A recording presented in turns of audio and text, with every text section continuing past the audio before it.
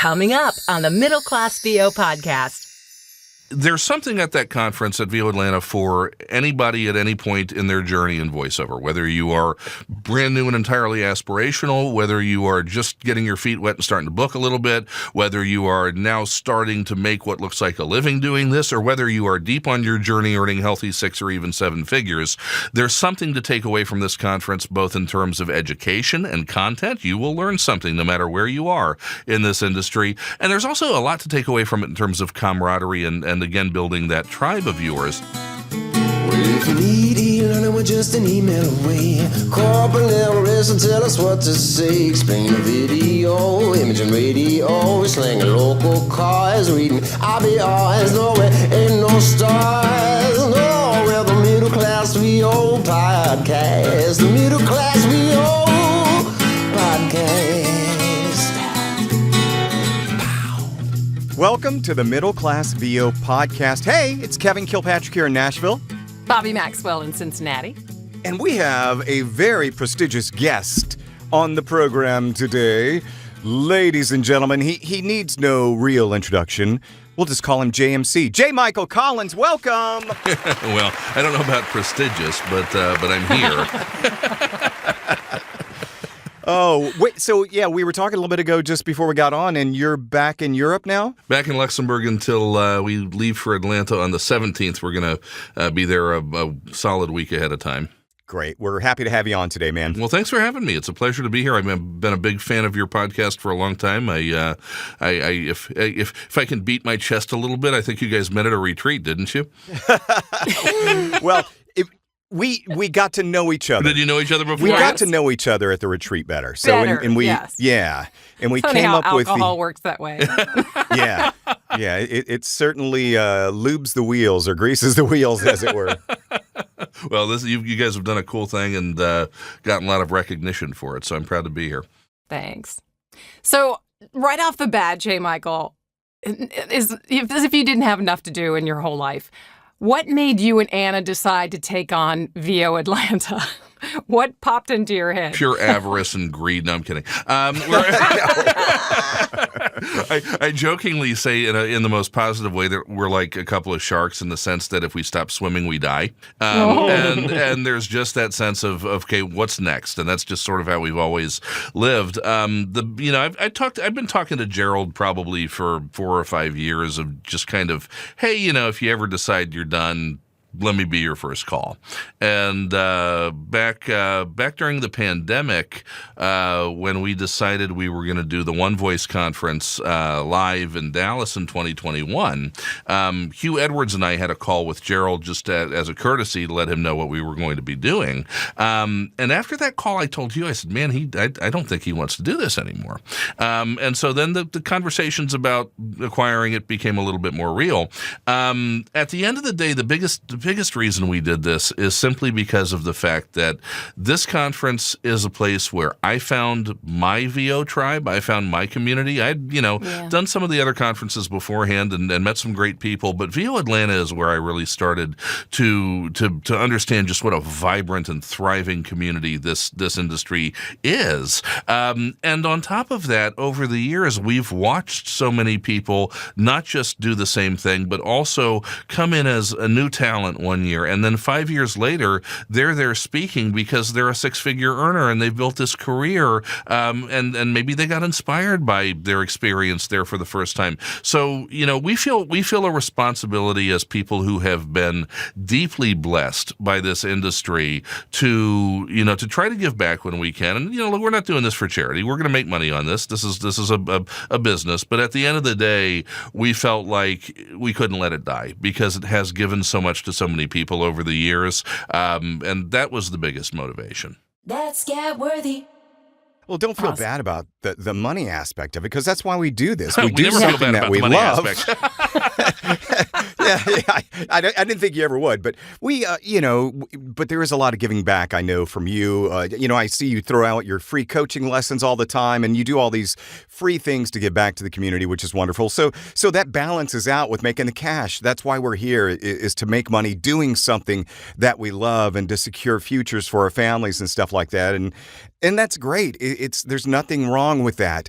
What I want to find out, though, was there anything wrong with VO Atlanta before you got your hands on it? And not necessarily wrong, but how are you guys going to improve VO Atlanta for its 10th year? Well, that's a good question. And look, we give a lot of credit to Gerald for building an institution within the industry, something that evolved into the biggest and the longest running conference in the voiceover industry. And I always kind of jokingly call it the Super Bowl of voiceover, in that it's the big show, right? It's the one everybody, if you're going to do one, it's always the one that has been top of mind for most people. And so he did a great job putting that together. And it's a conference that has, again, really contributed to the lives and careers of a lot of talent. Now, there are a lot of things a lot of people have loved about VO Atlanta for many years, and of course there are always inevitably going to be things that people didn't like as much.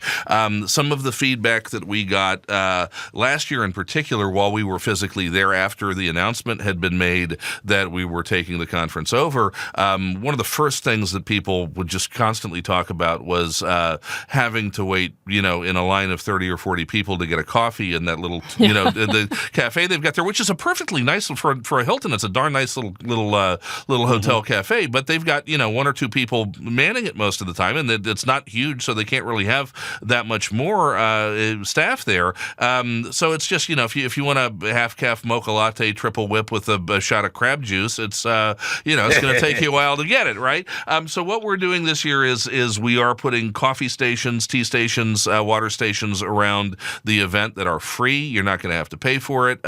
We don't expect you're going to have to wait very long to get one, because there are going to be multiple coffee stations. Some of them are being very generously supported by talent sponsors, but some of them we're doing on our own. And we thought that would be a nice way of just adding a little creature comfort element to the conference. One of the other pieces of feedback we got a lot was from the audiobook crowd, who didn't love the fact that they were essentially sent to a different part of the hotel. In previous years, they'd even been sent to a different hotel altogether, and then were charged a separate amount for their program on top of if they wanted to do the main event.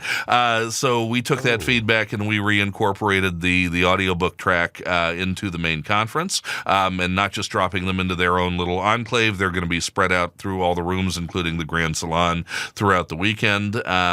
We're bringing back Spanish, the Spanish program, and there had been a little friction with that community with VO Atlanta in the past, and we wanted to make that right and welcome them back and treat them with the respect that they deserve as part of our community. And we're bringing the kids program back, which is something that hadn't been there for the last couple of years, for the up and coming talent, the younger generation, to have a chance to come in and see what this is all about. And I think just the customer service side, the creature comfort side, we're putting Anna's been spending lots of time on developing these beautiful lounges that we're going to have in a couple of the common areas there that are going to we probably have a furniture company coming in, bringing comfy couches, bringing seating areas, bringing charging strips or charging stations, and tables where you can sit up and do work and charge your phone. And they're going to have cool up lighting and just generally kind of a zen vibe to them. There are going to be 3 of those throughout the conference area. Ooh, sounds like she sheds and man caves to me. Kind of, yeah. We'll see if they split by gender or something. But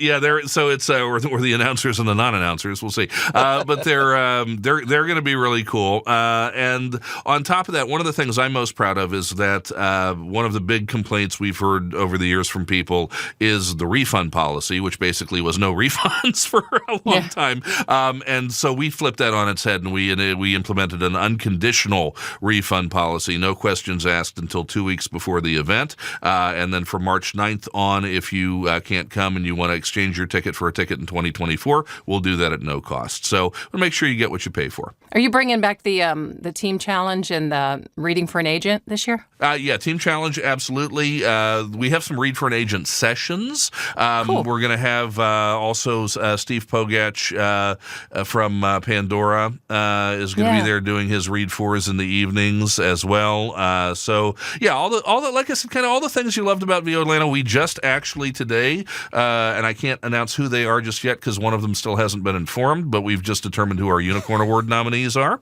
And so that's coming back. It's all the things you loved about the conference. It's going to feel familiar.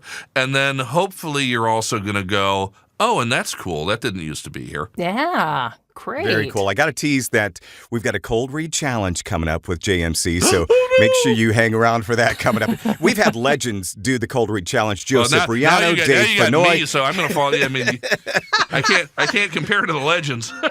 No. You're right up there, man. You're right up there. So that's going to be a lot of fun. And again, I've set you up for success. Bobby and I have, hopefully, and that's coming up in just a few minutes. It's Portuguese animation, isn't it? How do you know? Yes. Going back to you said something a second ago about the announcement, and after the announcement, I don't know if you recall JMC, but Bobby and I were going around. We're doing interviews last year at the end of the VO Atlanta, the last night, going around talking to everybody, getting their thoughts on the final VO Atlanta. There it is. He recalls. I wasn't entirely forthcoming with you, was I? No, you weren't. You were fifth coming. You were third, fifth, nowhere but fourth, anywhere but fourth. So I got a nice quote from JMC, and he's like, "Yeah, Gerald's done a great job, and we really loved it, and it's sad, blah blah blah." And then after I stopped recording, he goes, "Hey, grab me tomorrow for another quote." And I'm like, "Oh, okay, well that one was fine. Nothing wrong with that one. That was good." And then we went up and recorded the live house party version of the Middle Class VO podcast. And I didn't think anything of it. And then Mr. A friend of ours he dropped a little hint about the possible change of ownership. Was when it he Parkin goes, or Lobster. Fenoy? It was Parkin. It was, I'm sure, the worst kept secret at that conference. Yeah, and we didn't know, though. It's like I'm going around looking like an asshole, asking all these people, what do you think about the final conference? And Oh, he did tell you to come back for the next quote. yeah, he did. But boy, Sunday morning after Saturday night's shenanigans, it was just kind of rough, and I was not. Especially if Parkin was involved. Right. Oh my gosh, we had a great version of the podcast live house party style, and hopefully going to be able to do that again. And with all that said, so we're coming up, and now it's changed hands and everything, and you have had a groundswell of support for this event. The numbers are, I don't know if they're doubled, but tell me about that. How do you feel about all the support you're getting? Well, we're incredibly grateful for it. We try to do right by the community as much as humanly possible, and it's humbling to see people receiving it this well. I'm also just so proud of Anna, who stepped into her role as CEO, and I mean, this wouldn't be possible without her. She's putting together every element of the real logistics of the conference. I'm handling the content and the schedule, but I always joke that the retreats are kind of the same thing. You guys know that. I get to be the mayor and just kind of smile and wave, but she's the one running around doing all the actual heavy lifting, and it's not much different here. We've put together a heck of a team. Jessica Matheson is Anna's assistant, Kayla Jackson, my assistant. Lynn Norris has been instrumental in helping things come together, and a number of other people, Bridget Reel, a number of other people as well. It's just been very rewarding to watch the reception that it's received, and I hope we do it justice, and I take our responsibility as stewards of this conference, because look, to me, this conference, it may be legally ours, but it belongs to the industry. It's something that means a lot to many, many people, and we take the responsibility of stewardship for that very seriously. Well, Kevin and I are very proud to be a sponsor of the swag bag. And when we heard how many, we're like, oh my gosh, this is incredible. I mean, it was a lot of putting together the swag bag. We're very happy to have you as a sponsor. And yeah, and those numbers, I just over the past few days, we've been looking at the tickets coming in, like, oh, wow. I'll put it to you this way. The discussions with the hotel right now are, where do we source extra chairs if we need to? Really? Yeah. Wow. Skip-it-a-ba-ba-ba. Can I go to a different subject and ask you, I mean, we've always said the VO community is just the tops. I mean, it's so close and supportive of each other. This is my, I think, 6th or 7th VO Atlanta. And I remember back to my very first one where I literally was a fly on the wall. And I didn't talk to anybody because I'm an introvert, and I was looking at all the groups of people and the presenters together and the attendees together, and just kind of going, I don't fit in this. I don't fit in this. How can you and Anna make it better for newbies, and how can you also make the presenters become more approachable to the attendees? Well, I think that we can do our best to just try not to create barriers between the attendees and the presenters and whoever the experts may be at a conference like this. I think a lot of that, honestly, is down to the personalities of the individual presenters and to some degree the attendees as well. You have people who may have had a very successful voiceover career and a lot of very important things to say and a lot of very valuable information to give, but they may not be as hands-on and as people-person-y as some others are. And then you've got others who are like me, who are basically golden retrievers, and will lick you if you don't get, if you get too close. But that costs extra. Well, that's why, and then you have to register. You're on a list. It's a whole thing. It's not fun. But in any case, so I don't know that there's a lot that we can do about. It's a pretty accessible format, I think. There are not a lot of presenters at these things who I think are pushing people away or saying, don't come talk to me. Right. But personalities are what they are. I think it's the responsibility to some degree of the attendees to judge, who it is that they feel is approachable. And if they get a vibe from somebody that they're not, well, okay, then trust that vibe. Maybe that's not the person that you're going to have that interaction with. But I think you're going to find that 80% or so of the people who present at these kinds of conferences are very eager to talk to you. Or, we love what we do. We're enthusiastic about this business. And, I always find it funny when I have to, oh, God, that's Mary Lynn Wisner. Oh, my God. That's this big agent. That's Jeffrey Umberger. That's, whoever it might be.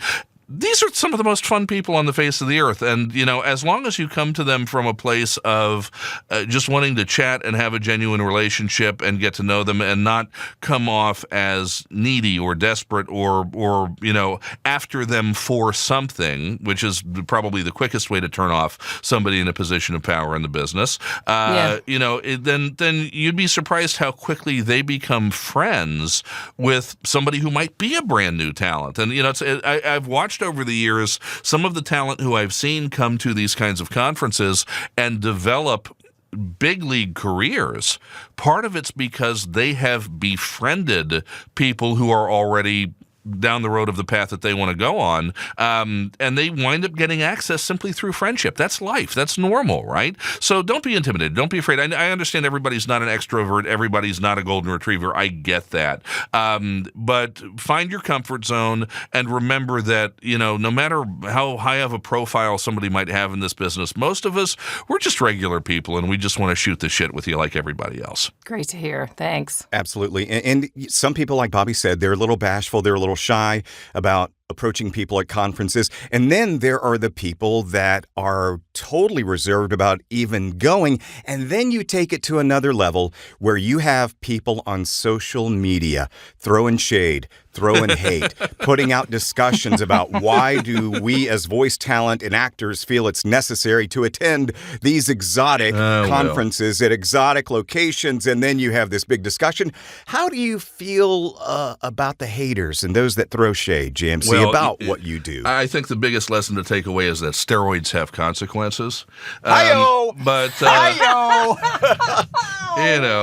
There's the nail on the head, so... Lyle Alzado proved that many years ago. But now, look, there are always going to be haters. Haters are typically a sign that you're doing something right. True. If people are entitled to their opinions. Reasonable opinions should be respected.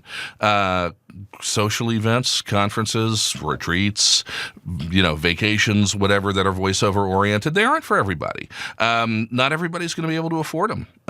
Not everybody is going to see the value in them. That's understandable. People are entitled to their own opinions. What I don't have respect for is people who throw shade because they think it's a technique to get eyeballs on their brand, and they think it's a way to increase their position and their revenue, frankly, which is really quite cynical. Of course, at the end of the day, and hypocritical.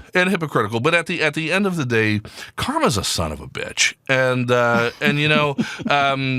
I'm a big believer that you reap what you sow, and I'll let the chips, land where they will. I love it. Hey, if not for the Euro retreat, I don't know if would have ever gone to Switzerland. So I'm all about these things. Yeah. Well, and I think, look, it's important that. It's important that we don't, just to be a little bit more real, it's important that we don't put up barriers and try to, divide the industry into classes of people. It's not right for people to feel marginalized or to feel like they can't be a part of the community. I don't work on Fiverr. I'm not a big fan of platforms that I find to be pretty exploitative, but I'm not going to judge people who do. I think that, everybody who's in this industry, wherever you are in this industry, you deserve respect as long as you treat others with respect, and that there shouldn't be any looking down of the nose at anyone because they do this job or that job, unless, if you're doing national TV spots for $20, you. But other than that, there shouldn't be any of that classism in this business. But I also think that there has become an unfortunate growth in people who are stirring that pot for their own, less than honorable purposes.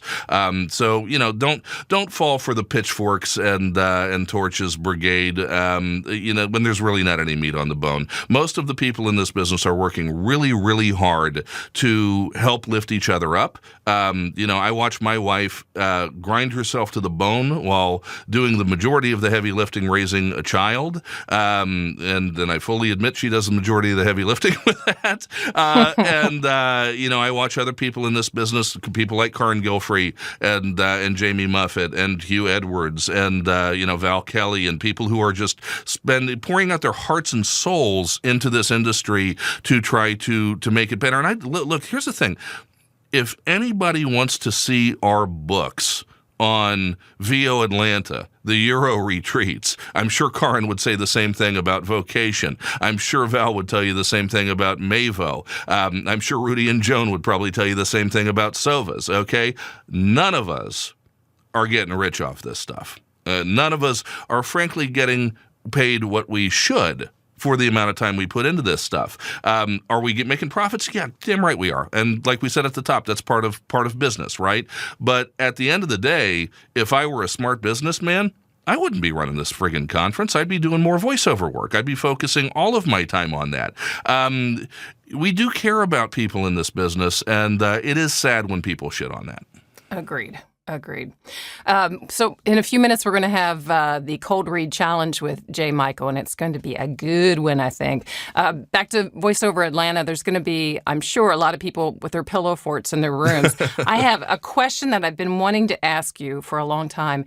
Have you ever recorded a project or an audition on a plane? No. I don't think so. I think I tried once. I'm actually fairly confident I did try to set up a rig once on a British Airways flight, and just too much noise floor, as you can imagine. Yeah. I mean, I know that all the tricks and the bells and whistles where you can take noise out. Yeah. I just wondered, has he ever done an audition? No, I don't know. I've had some flights where I've had a fair amount of gin, so it's possible I've forgotten, but I don't think so. Talking with J. Michael Collins, of course, about VO Atlanta, and we are going to get to that cold read challenge just in here in a second. One final question from me. Who should attend VO Atlanta, and who doesn't necessarily need to worry about it? A penny for your thoughts. Look, there's something at that conference at VO Atlanta for anybody at any point in their journey in voiceover, whether you are brand new and entirely aspirational, whether you are just getting your feet wet and starting to book a little bit, whether you are now starting to make what looks like a living doing this, or whether you are deep on your journey earning healthy 6 or even 7 figures. There's something to take away from this conference, both in terms of education and content. You will learn something no matter where you are in this industry. And there's also a lot to take away from it in terms of camaraderie and again, building that tribe of yours. My biggest thing about these conferences, and I have to be consistent, so I've said this for many years before I was involved in producing or owning these things, and I'm going to keep saying it now in this position, is that while you will get a lot out of the actual content, and while hearing from all the casting directors and agents and managers and whatever else is great, most people who go to these conferences, the real return on investment is more likely to come from the people that you meet who become part of your circle, who you sit down and break bread with, who you become close friends with, because we hire each other all the time. Right, Bobby? Yep. Yeah, absolutely. And it's a lot of people don't want to hear this, but the truth is, look, people know I hire voice talent from time to time, so I get 500 business cards every time I go to a conference. Okay, the casting directors, managers, the agents, same thing. Guess what? We leave them all in the room when we go home. Okay, and I'm just going to be straight with you. I promise you 90% of the people who are casting professionals are not taking those business cards home. They're going to take it out of your hand. They're going to look at it respectfully. They're going to thank you for giving it to them, and it's going to stay at that Hilton. Okay, at the end of the day, unless you are in the room with them doing a read for them, and you just happen to be one of those lucky people that they go, oh, wow, you're really good. Let me put your phone number in my contacts, right? If you're not that person, chances are you have a better chance of ultimately getting jobs from the friends you make at these things than from the power brokers. Absolutely. Hey, real quick, are the X sessions still available for anybody who's listening right now? A couple of weeks some ago? are, some aren't. You can buy the X sessions right up till game time if they're still available. We have quite a few that have sold out, like Vince LaBica. I think Tom Pinto is all sold out. Mary Lynn may be all sold out at this point. But there are many that still have seats available. So feel free to check out the website. And if you see capacity in the shopping cart, you can get one. What is that, voatlanta.me? voatlanta.me.me. That's right. Yep. Very good. All right. Well, we've teased it enough. We are ready now for the cold read challenge. JMC, here are your instructions, please. Pop open that email that I sent you just a little while ago. All right. And take a peek. And what you do is just start reading from the top and read the specs, the direction, and then dive into the voiceover, please. We'll see in the Out loud. now. Everything's Out loud, please. Out loud. Cold Read Challenge. All right.